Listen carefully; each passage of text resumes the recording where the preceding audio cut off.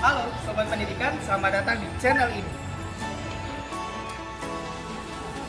Channel yang membahas tentang pendidikan, teknologi, bisnis digital, dan pembelajaran menarik lainnya. Kalau teman-teman suka video ini, jangan lupa like ya. Dan jangan lupa subscribe dan nyalakan notifikasinya. Dan jangan lupa untuk share ke teman-teman lainnya. Karena Belajar tuh sangat menyenangkan. Perhatian, video ini dibuat untuk memudahkan kegiatan belajar mengajar. Silakan digunakan sebijak mungkin tanpa merubah atau mengganti konten video yang ada dalam video ini tanpa seizin channel ini. Selamat menyaksikan. Teman-teman semua, perkenalkan nama aku Dania. Jadi di sini aku berkesempatan untuk memberi tutorial atau mengasih cara pembuatan teks pada web art steps. Teman-teman, kita akan masuk ke step awal. Jadi step pertama itu kita buka di webnya itu art steps.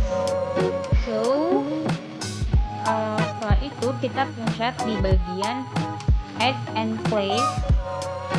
Dan karena aku bagian teks, jadi aku pencet di bagian teksnya itu.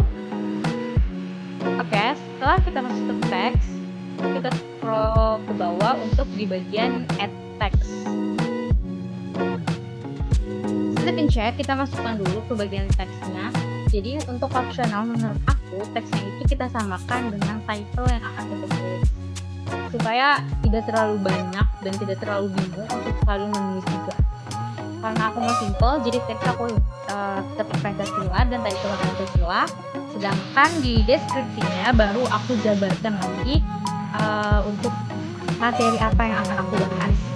So FYI, jadi di bagian interaktifnya ini itu seperti cara mengaktifkan kita ketika teksnya dipencet itu bakal keluar atau tidak. Nah, untuk bagian audio itu juga itu opsional, terserah kita mau masukkan audio atau tidak. So, di bagian yang garis panjang itu bagian warnanya, dan sedangkan alignmentnya itu untuk bagian left, center, atau right itu di bagian memposisikan teksnya, tengah, di pinggir, kanan, atau kiri. So, kalau udah tinggal kita save, dan hasilnya akan terlihat setelah kita save. Dan kita jangan lupa untuk pencet previewnya juga untuk melihat hasil akhirnya seperti apa.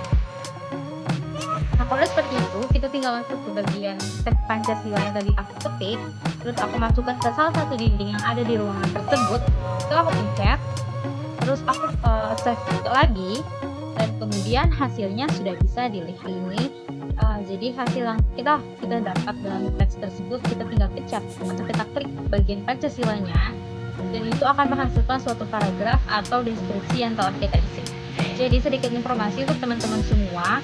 Jadi bagian dari judulnya itu bisa disamakan dengan bagian isi teks. Kenapa demikian? Karena biasanya di dindingnya itu berisikan isi teks yang terlalu panjang.